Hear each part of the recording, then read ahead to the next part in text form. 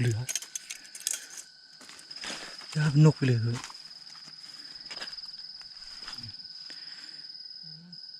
นกเหลียวอ่ะ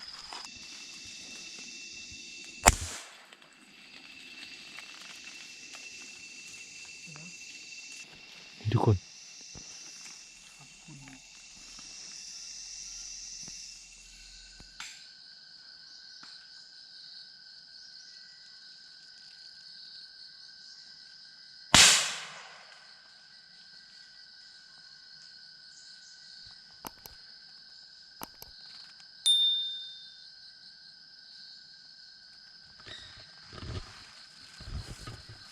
ชื่อว่า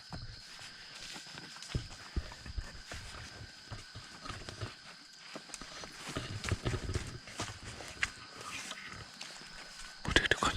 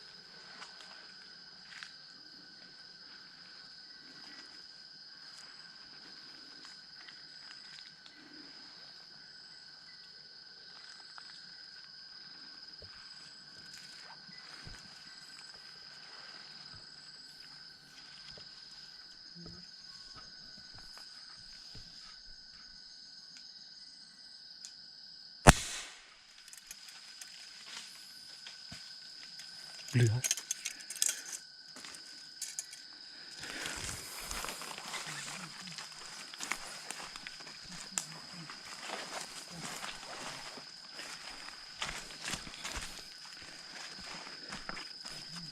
ผมแม่งนะเอา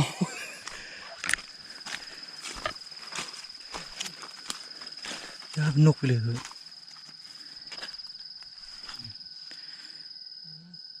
นกเหลียวอ่ะ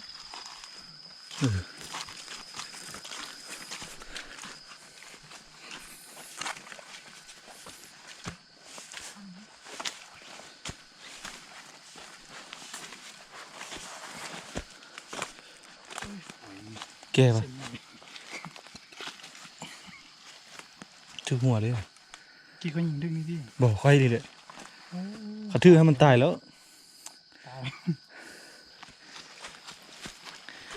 ให้ทุกคนตัวนี้ไปฟอตัวหอกินมากนะครับเตือนจุเจ้าไปตามทางเขามาที่มือนั้น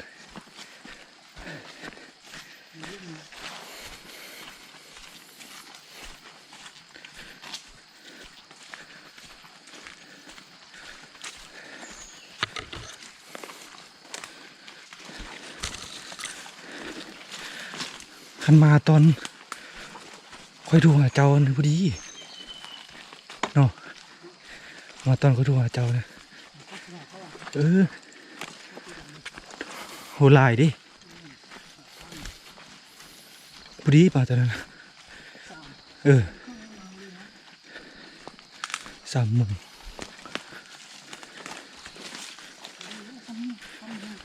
เสื้อจีฮอตก็มากไกลเติบเลย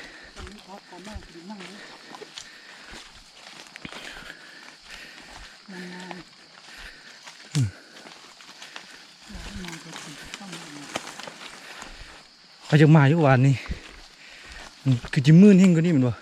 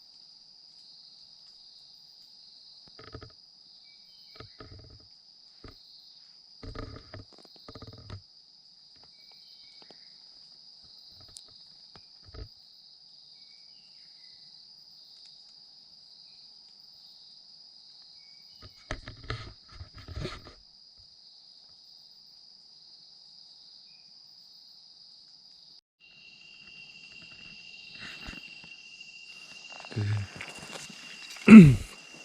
ไม่ได้ยิงจำนวนทุกคนโมเห็นเลยนะมาคำครับ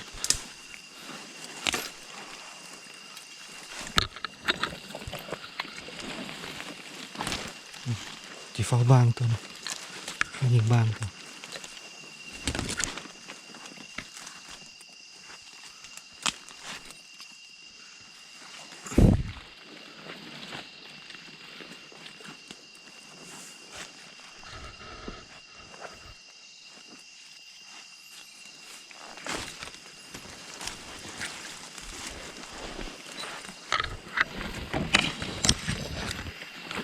ท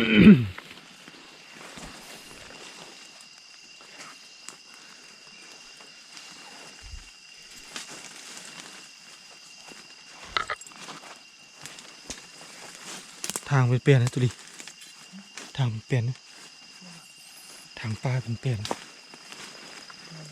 ห้องอยืดเถิงเลยนี่ยินบ่บ้างห้องอีดนะเมื่อกี้ในทางแถวนี้นะ ได้แล้วถามพี่ถามไม่ได้แล้ว ก็เลย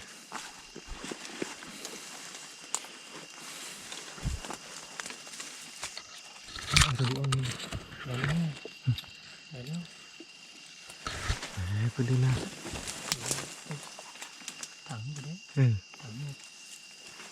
มันบมาเพราะค่อยถังนี่เลยค่อยหัวมันเป็นอย่างมันบมา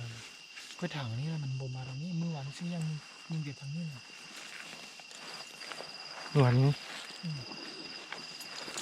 มาเร็วนี่มาเร็วนี่เราขึ้นก่อไม้แล้วค่ะลูกคือเจ้าเนี่ย ขันนั่งเถื่อนกันได้ที่หรอมาเมื่อกี้ติ๊กตัวบุเล่มาเมื่อกี้ เจ้าไม่ยิง บุเห็นเข้า มันเห็นก็ บุเห็นตัวเลยนะบอกคำเห็นมันพวงก็แล้ว เหมือนเสียงเลย มันโดนมันหอดเลยคือมันไล่เดี๋ยวมานี่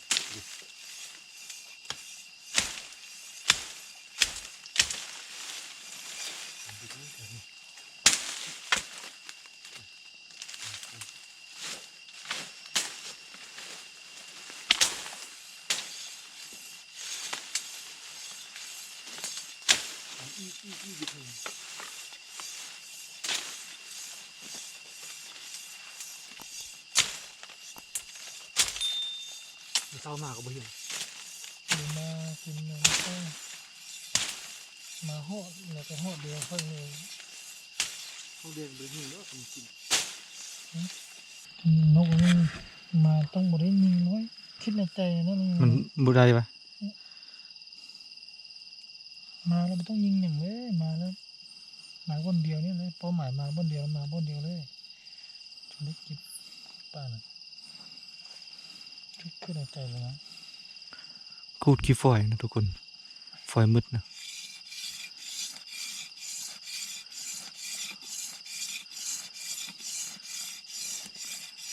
ไม่ได้คุ้นมาเศร้าไปนะ มีเทนี่นี่ นอน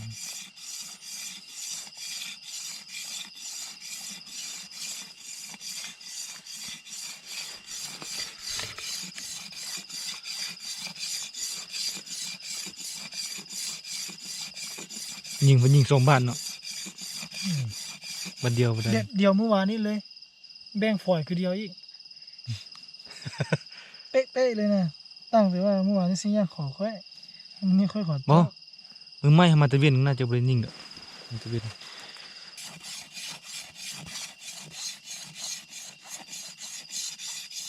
โดนยิงนกนี่ตอนนี้เขาจะเฝ้ายิงบ้างทุกคนมันจะมาบ่ล่ะจะบอกมันไม่ห้องตัวนี้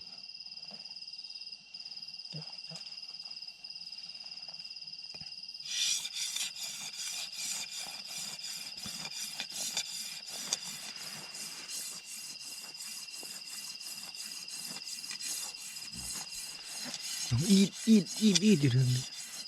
นี่ก็ลงมา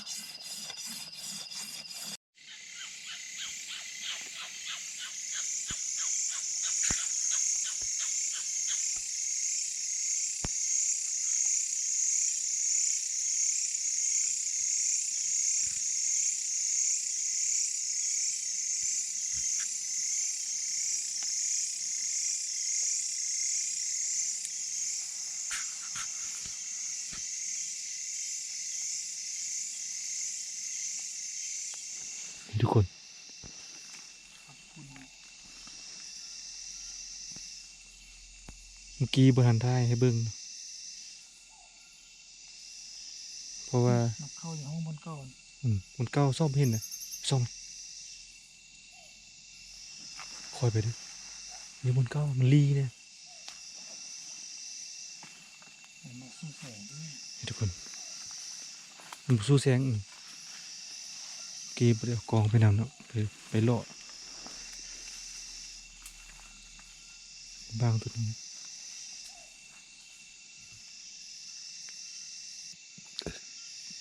ไปป่าเนาะบ่มีน้ำกินเนาะเราสามารถตัดไม้ตัวนี้แล้วหาบางไม้หรือว่ากวนหยังก็ได้เนาะไปตองมันได้หลายเติมเนาะนี่เนาะไม่แท้ทุกคนนี่เนาะ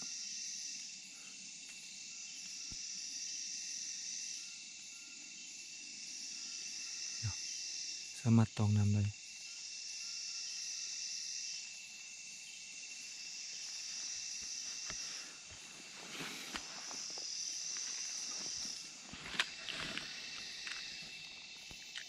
ทุกคนน้ำก็หลายสมควรนะ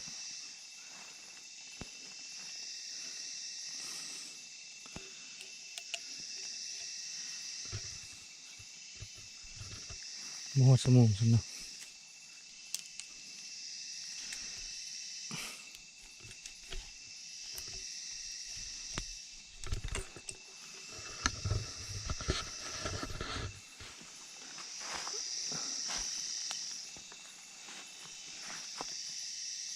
นี่จะลองซีมันรสชันไปเลย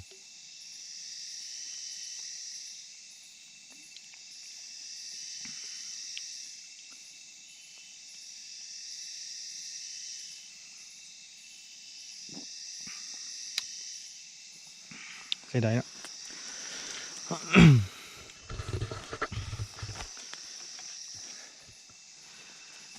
จะเก็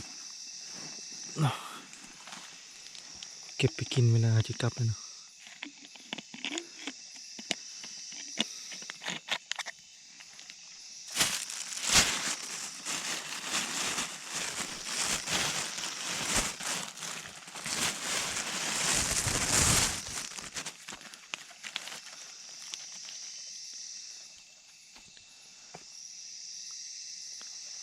บุได้ทุกคนเนาะได้นกกับ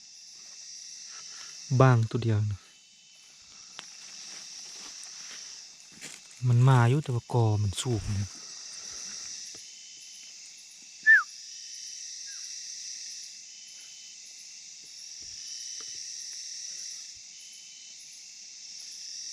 เอาเครื่องก็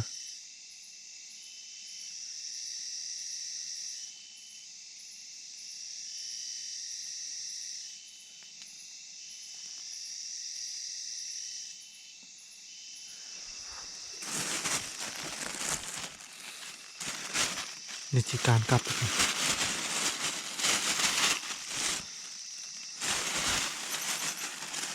ก็ไม่สูงให้เราบ่เห็นฮะ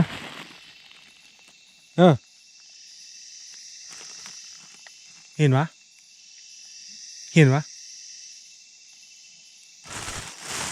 มันสูงจริงนะ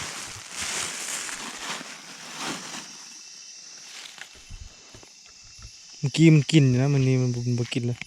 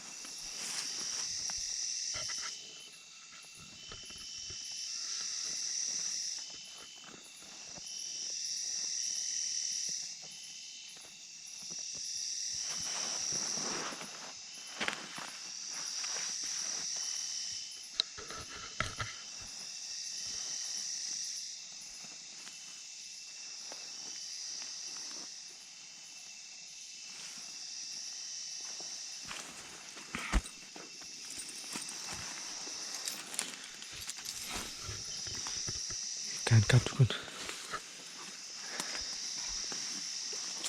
ดึกแล้วเนาะ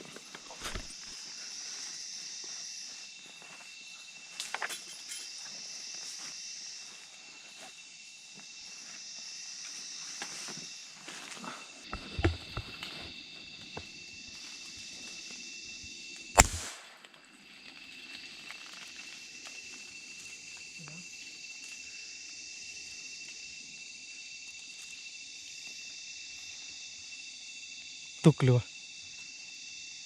ยิงหนูนะอืม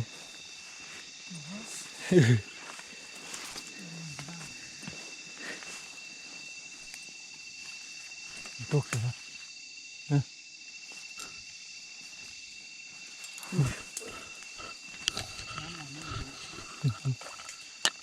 อยู่ข้างหลัง คือเอาข้อหนึ่ง ก็เอาเมื่อกี้ ตัวว่าไง ง่าย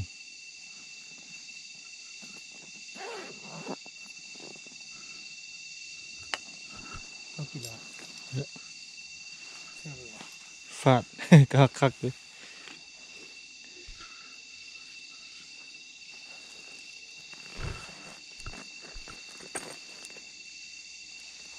เห็นตกเลยชื่อที่เนาะยิงหนูทุกคนบ่ชื่อ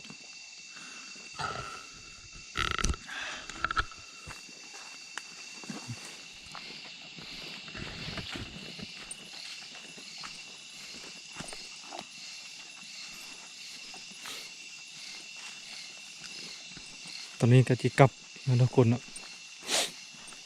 ได้อยังใดแต่บ้างตัวเดียวกับนกตัวหนึงนะ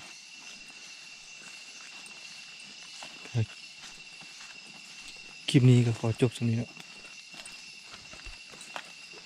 เดินทางกลับแล้วเดี๋ยวพอกันไหมนะทุกคน